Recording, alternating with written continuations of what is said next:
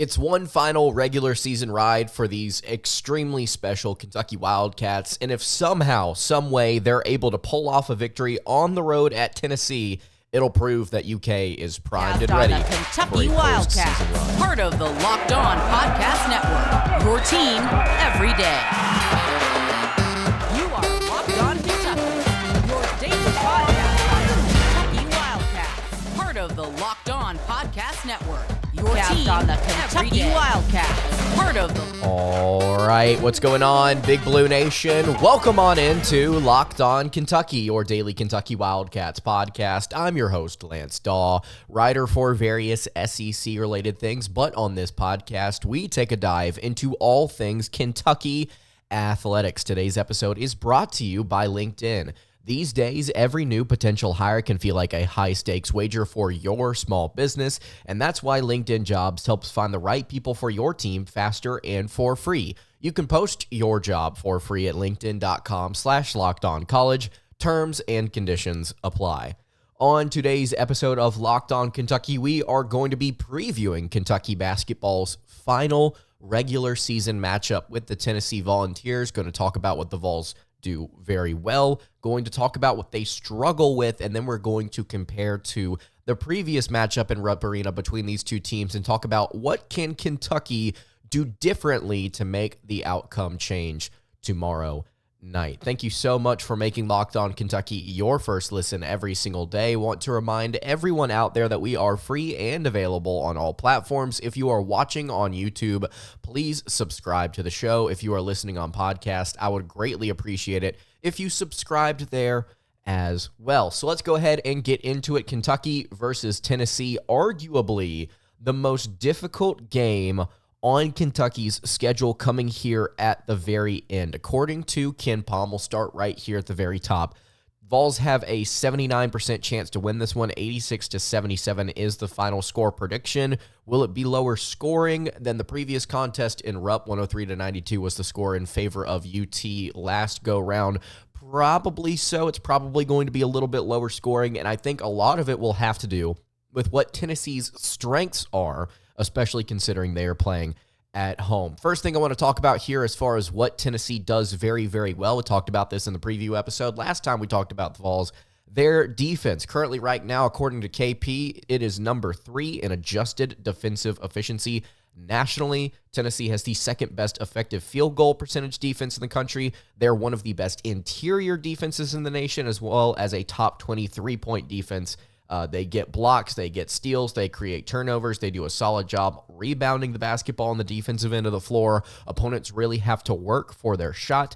According to KenPom, Tennessee's defensive pace, possession length on that side of the ball is one of the slowest in the nation. So opponents are really working very, very hard against Rick Barnes' squad to earn their points, and it comes from the strength and the physicality here. It comes from a variety of players, both from the guard and the forward position. Obviously, we have to give our flowers to Zakai Ziegler, who played so well against Kentucky the last game. 5'9", 171, I believe, yes, junior, not senior. He's been here for quite some time, but junior guard starting for the Volunteers. Although he is 5'9", he is an excellent on-ball defender, can pick up a couple of steals as well. Jonas Adu, their prime big man, 6'11", 240, really physical down low. You've got Josiah Jordan-James, another big-time, just bulky power forward. And then obviously, as we know, probably going to be the SEC Player of the Year, Dalton Knecht at 6'6", 215, the senior there, I believe, out of Northern Colorado. And then, of course, Jordan Gainey, Santiago Vescovi, 2 6'3" guards at shooting guard. And then how could we forget Jemai Mashak, who's at 6'4"? So they've got size, they've got length, and every single one of these players in this rotation can defend. I didn't mention Toby Akawa there. Got to give him a shout out as well. 6'8", 250, the sophomore there for the Volunteers in their front court. Every single player on this roster is going to give Kentucky a hard time. And we saw that at various points in the previous matchup. It's just the fact that Kentucky, with their pace, was able to do some things that really took the Tennessee out of their comfort zone. Kentucky hit some really big-time threes. Obviously, Rob Dillingham was a huge part of that. But for the most part, Tennessee struggled, but I don't think they're going to struggle as much this time around. I think this is going to be a little bit of a slower paced type of game. I think Tennessee's going to want to make that just slightly slower than it was in Rupp Arena, and a lot of it will have to do with the way they want to play physically at home. I think they are going to be able to inflict some things on the Wildcats because it is their strength. It's what they do very, very well. Also, I think that it needs to be said that Tennessee does excellently on the offensive side of the ball as well. They're number 21 in adjusted efficiency on that side of the floor. They play with a top 25 pace on that side of the floor. They don't turn the ball over. They grab offensive rebounds. Statistically, they're not phenomenal at shooting, but they are above average for certain. They're number 5 in the SEC in three-point percentage. They're number 4 in two-point percentage. And they also shoot 75% from the charity stripe. They don't get blocked. They don't create a lot of non-steal turnovers. They assist. They're one of the best assist teams in the entire nation. They really do have what I think is a very, very strong NCAA tournament type of offense where they can hit threes, they can get to the foul line, and they can really physically bully you down low at different points whenever they want to. Now, their personnel doesn't necessarily dictate that style of play, like going inside and hammering things inside the arc, but as we saw in the previous matchup against Kentucky, sometimes things like that just work out, and Tennessee at various points throughout the game was just able to get kind of what they wanted at the rim, sometimes out of bounds, sometimes in sets in the half court. So Kentucky's got to be able to play more physically, obviously, and we'll get to that whenever we talk about matchups. But on both sides of the ball here for Tennessee, you're really looking at a very, very strong team. They don't have a ton of weaknesses. In their few losses, in their 6 losses this season, it has come against okay to solid teams. They've not lost to a team that's ranked lower than 51st in the KenPom ratings. Kentucky, number 18, by the way, there. But they have, I think, at just random spurts, not played consistently. Despite that, they're coming into this game having won 7 straight. They're playing really, really good basketball right now. They've done it in a variety of ways over the past few weeks. They've won with offense and blowouts. They've won with offense and high-scoring games. They've won with defense against South Carolina and Missouri. They've really put it on here to end the season. They've beaten Auburn, Alabama, South Carolina, all in a row, and they're coming into this game against Kentucky on fire. So this is going to be a really, really tough ask for the Kentucky Wildcats. So let's dive in here about some of the things that maybe Tennessee could struggle with, especially against Kentucky, and then we will fill out the show talking about what can the Wildcats do differently as opposed to what they did last time. Before I do any of that, though, I want to tell you guys about our friends over at Amazon Fire TV. Fire TV is your destination for sports, from live games to highlights to in-depth analysis. They offer amazing viewing experiences with smart TVs, as well as the Fire TV stick that you can plug into your existing television that provides access to millions of movies, TV episodes, as well as free and live TV. Whether it's opening weekend for baseball or the college basketball tournament, you're going to want to have a Fire TV. And Fire TV recently created Fire TV channels to deliver a constant supply of the latest videos from your favorite sports brands, all for free. And that includes all of us here at Locked On and most of the big pro leagues and college conferences as well. Fire TV channels let you dive into all of the game analysis, highlights, and more to keep up to date on all of the latest in the world of sports, from March Madness, NBA, MLB, and lots more. Not to mention great news, entertainment, gaming, travel, and cooking videos as well. You can check out Fire TV channels on Fire TV and Alexa devices. And if you have not looked at Fire TV channels, you should. It's incredible. Trust me on this. To learn more, visit amazon.com/lockedonfiretv. Again, that is amazon.com/lockedonfiretv. All right, continuing along here on the Friday edition of Locked On Kentucky. Lance Dawe hanging out here with you. Cannot believe it is already Friday. Weeks just keep flying by here, and we are on the verge of the postseason. There is no better time to subscribe here to the show over at Locked On Kentucky, whether you are listening on podcast, wherever you are tuned in on podcast, or on YouTube. Would appreciate it if you subbed up. It's going to be a fun end to the year, and it starts here with a very tough game on the road at Tennessee. So we talked about what the Vols do well, just as far as their baseline statistics and kind of how they finish out the years goes. We'll get more in depth into the individual matchups here later, but for now I want to focus on what has Tennessee struggled with. Well, to be fair, I want to kind of take for a second a look at Tennessee's resume and just talk about kind of maybe a couple of different similarities here between the Wildcats and the Volunteers. Right now, Tennessee number 5 in the nation in the net, as they should be, 8-5 in quad 1 games, 5-1 in quad 2 games, and then 6-0 and 5-0 in quad 3 and quad 4. Those 5 quad 1 losses there, not so dissimilar here to the Kentucky Wildcats, who have 6 quad 1 losses. Wildcats are 5-6. So I think that it is important to note here, Tennessee has gotten just a few more quad 1 opportunities. They've been able to execute. They've won 8 games, but they've also lost 5. It's very difficult to beat a ton of quad 1 opponents, and Kentucky's in a similar boat. Had they gotten 3 more quad 1 opportunities, some of them actually at home, I'm sure Kentucky would have been able to possibly cash in on those as well. So Tennessee, from a resume standpoint, I think clearly better than Kentucky. Like I'm not debating that. But as far as like falling prey to good teams, I mean it has happened. Nobody has really strayed away from that this season, at least to the degree that teams like Purdue, UConn, and Houston have.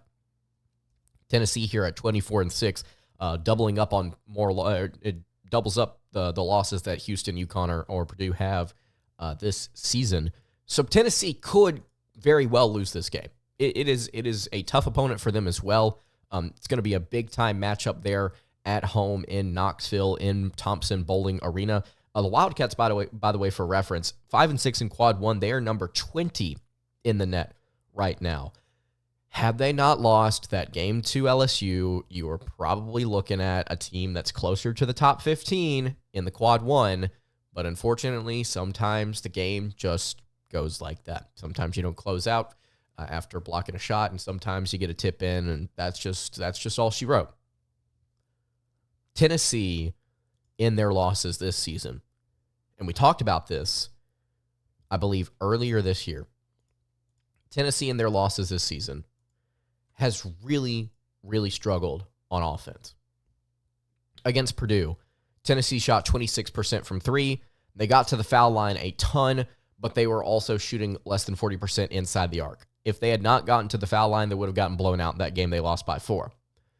Against Kansas, Tennessee only scored 60 points, shooting 27% from beyond the arc and 34% inside. They didn't grab offensive rebounds. They did not they did not create a ton of fouls against Kansas, and the Jayhawks were able to pull that one out. Against North Carolina, they shot 74%, inside the arc. I'm telling you, this team can turn it on against certain teams. Dalton Knecht was 9 of 9 inside the arc and 4 of 8 from beyond with 37 points in this game against UNC. But they shot 32% from beyond the arc. They only got 16 foul shots as opposed to North Carolina's 38. And that was kind of all she wrote in that game. It was statistically from beyond the arc. Everything outside of the paint was not really phenomenal for them in that game. They scored 72 points against Mississippi State, where they only shot 27% from beyond the arc and 62% from the charity stripe. Ended up shooting very well in the paint, but outside of that, again, sometimes the hot shooting outside does not happen. Against South Carolina at home, I might add, they shot 23.8% from outside the arc, 60% from the foul line, 43% from inside the arc, and they just simply were not able to beat the Gamecocks in a very close matchup. Against Texas A&M on February 10th, so about a month ago, they were blown out by Texas A&M. Really random game for a Texas A&M squad that still had hope for the NCAA tournament. Tennessee in that game, 27.6% again from three-point land. Again, 60% from the foul line once more, and 45.5% from inside the arc. Scored just 69 points, lost 85 to 69. So this team, I think statistically, from the top down, with their guard play, with their forward play, with their center play. They've got some really, really good guys. It's just sometimes they have not been able to get it all to work on the offensive end of the floor. More often than not, they have, by the way. They're 14-3 in conference play. And they haven't lost since February 10th. So this may be a different breed of Tennessee that we're dealing with here compared to where they were earlier on the season. In the season, maybe they've worked out the kinks. But occasionally, this team is really struggling to put the ball in the hole, especially from outside the arc. If you look at just their conference play statistics, they are 10th in the conference in free throw percentage, shooting 73.2%, which is actually not that bad, all things considered. It's just a really good free throw shooting league this year. But the Vols, very, very good. Not prone to screwing up, not prone to being inconsistent. There's a reason that they're this highly rated on all of these different computer models. They've got good players. They play really solid basketball. It's just kind of looking to see, okay, could they have a night against Kentucky that is in stark contrast to what they did initially in Rupp Arena, and can it be reflective of maybe one of those other conference losses that they had where they were just out of sync on offense? They didn't necessarily turn the ball over a ton. Obviously, there was a little bit of a dip in the rebounding, but it was the outside shooting and the foul shooting and the inability to get to the foul line a ton that I think really bothered them. So what does Kentucky need to do differently? I think it's a lot of that, but we're going to dive into it and the individual matchups here in just a second. Before I do that, though, I want to tell you guys about our friends over at LinkedIn Jobs. When you are hiring for your small business, you want to find quality professionals that are right for the role. And that's why you have to check out LinkedIn Jobs. LinkedIn Jobs has the tools to find the right professionals for your team faster and for free. It is not just another job board. They have a vast network of more than 1 billion professionals, which makes it the best place to hire. It gives you access to professionals that you can't find anywhere else, and it does all of that while making the process easy and intuitive. And hiring is super easy when you have all of those quality candidates. It is so easy, in fact, that 86% of small businesses get a qualified candidate within 24 hours. And LinkedIn knows that small businesses are wearing so many different hats, they might not have the time or resources to hire, and they are constantly finding ways to make the process easier. They even just launched a feature that makes you or helps you write job descriptions, making the process even easier and quicker. You can post your job for free at linkedin.com/lockedoncollege. That is linkedin.com/lockedoncollege to post your job for free. Terms and conditions apply. All right, wrapping up the Friday edition of Locked On Kentucky. Going to be previewing here, giving a final score prediction on Kentucky's matchup on the road at Tennessee. It's going to be a tough one. Let's dive in here. What are some things that Kentucky basketball can do differently as opposed to their previous matchup with UT?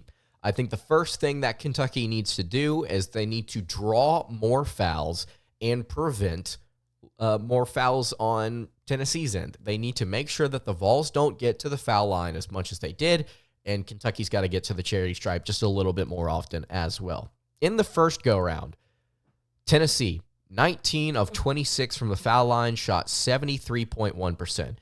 Kentucky, 12 of 19, 63.2%. Rob Dillingham was 1 of 3. Aaron Bradshaw missed 2 free throws. Shepard and Mitchell missed both their free throws. I think Kentucky has to do a better job of knocking down their free throws, getting to the foul line, period, and then preventing Tennessee from getting to the charity stripe and just being efficient there. You'll look at some of their different stats from their free throw shooters this time around. Zakai Ziegler took 10 free throws. Josiah Jordan-James was perfect from the line. Dalton Knecht, 5 of 5 as well. Jemai Mashak was 0 of 3, and that really bogged down what otherwise would have been an excellent free throw shooting performance. Kentucky has to draw more fouls on this team, and they need to be able to do it while also getting to the line and shooting free throws. Get more shooting fouls. Part of that's going to have to come down to the officials in this game. This last time around, it was Doug Shows and KB Burdett. Curious to see what the officiating crew looks like for this one and how they decide to call the game, because in some of Tennessee's most recent home contest, it has been fascinating to watch the inconsistencies between what is a foul and what's not. Also, I want to point out here, Dalton Knecht had 4 fouls in this game last time around. If you can get him into foul trouble early, that would be nice. Obviously, it'd be nice if you can get the star player into foul trouble early. It's unlikely, but it's possible. That's something to monitor here as well. Something else Kentucky needs to do differently. They need to play with some focus on defense. Not just a little focus, not just maybe a small portion of, okay, we'll focus a little bit. They need to play with focus on defense, a heaping handful of focus. If they can back the whole truckload in and pour that focus in, if they could get that, I would absolutely love it. But just some focus. Just give me 50 to 65% focus, because last time around, there was almost none. Tennessee was able to get just about whatever they wanted from inside and outside of the arc. You look at the shooting splits here, 45% inside the arc, 40% from beyond. Tennessee hit 12 three-pointers, shot 30 of them. Kentucky has to make sure that they don't leave UT open on some of these three-point shots. Dalton Knecht was one of 5, and he is playing really, really good basketball right now. It's going to be important to limit him from beyond the arc. Josiah Jordan-James was 5 of 9. Vescovy was 3 of 4. Kai Ziegler was 3 of 6. You can't have those type of shooting splits from 3 different players from outside the perimeter and inside the perimeter as well. Dalton Knecht above 50%. Jordan James above 50%. Ziegler, the 5'9" guard, was 5 of 5 on shots inside of the arc, as was Jemai Makeshak and Toby Akawa. Jonas Adu going 5 of 13 from the floor kind of helped Kentucky here. Some inefficient shooting from a couple of important players from UT. And I'm not sitting here saying, oh, well, if they didn't shoot well in that game, they're going to in this one. It's not like Tennessee's just going to come in here and shoot 90% from the floor for the entire game. Kentucky, has to kind of manage things here on defense and make sure that no Tennessee player individually is just absolutely blowing them out of the water and lighting them up. Sure, some players are going to shoot well. That's just how the game goes. But you cannot allow teams to have multiple guards and multiple forwards hit a collective, what is that, 11 three-pointers against you? 10 three-pointers against you? It's just really tough to win games whenever you're playing that style of defense. Focus up. Also, the out-of-bounds plays, it happened over and over and over again. It was so frustrating. Just do a better job. It's not that difficult at a Division I level to guard out-of-bounds plays.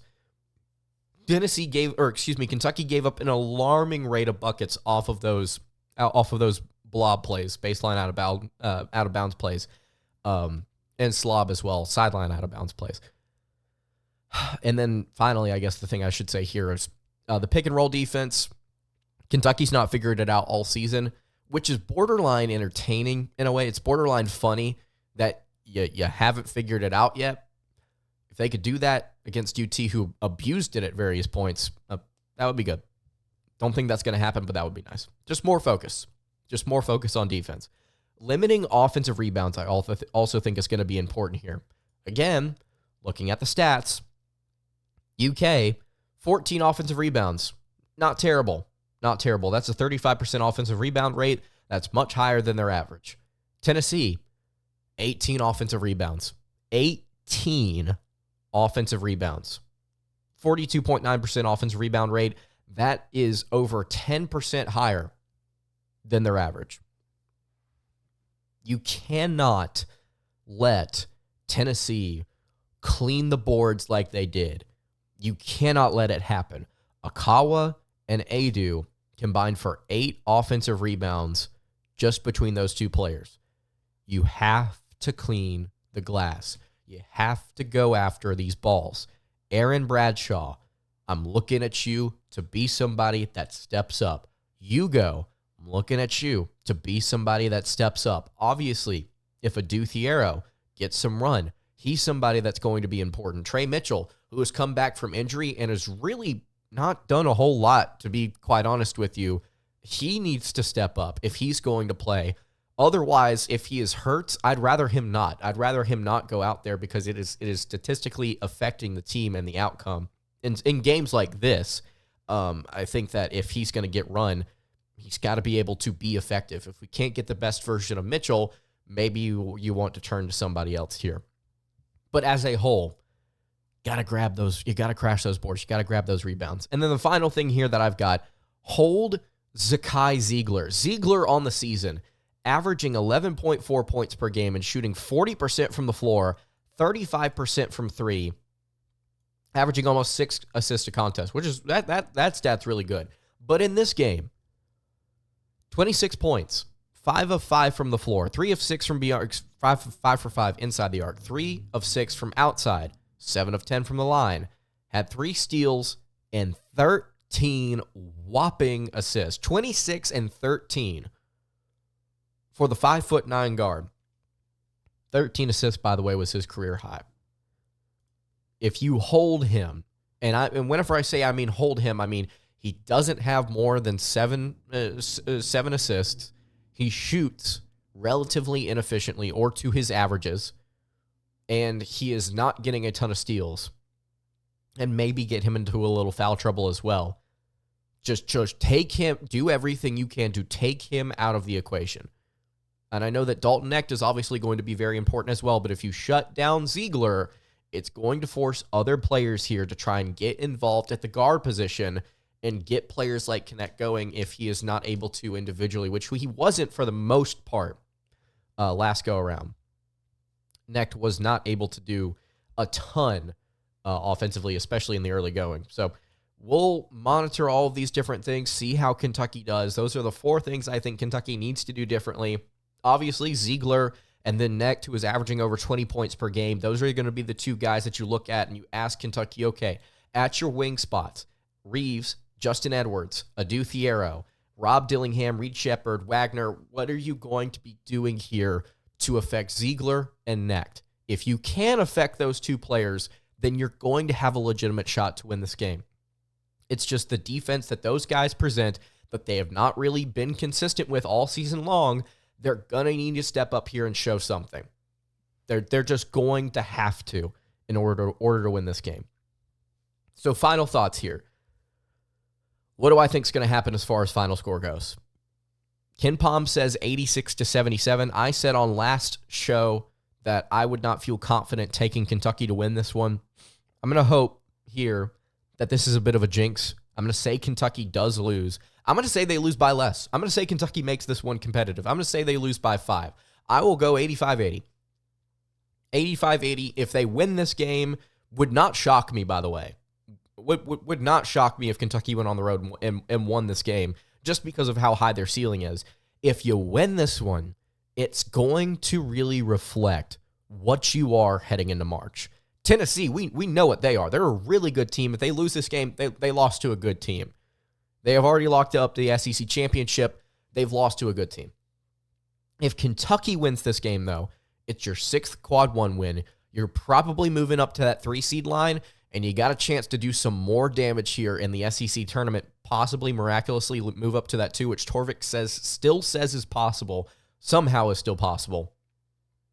But it really does prove here that this young team is ready for March if they get this dub. So let me know what you think in the comments below. Let me know if you think if the Wildcats win this one. If they lose, give me your final score. Give me your numbers here. Tell me what you think is going to happen. And that's going to do it for today's episode of Locked On Kentucky. You can follow the show on Twitter at Locked On UK.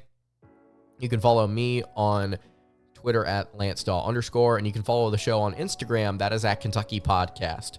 Any questions, comments, concerns, leave those in the YouTube comments below. Hit me on the socials. I will see you all tomorrow for another episode of Locked On Kentucky. Hope you guys have a great rest of your day, and God bless.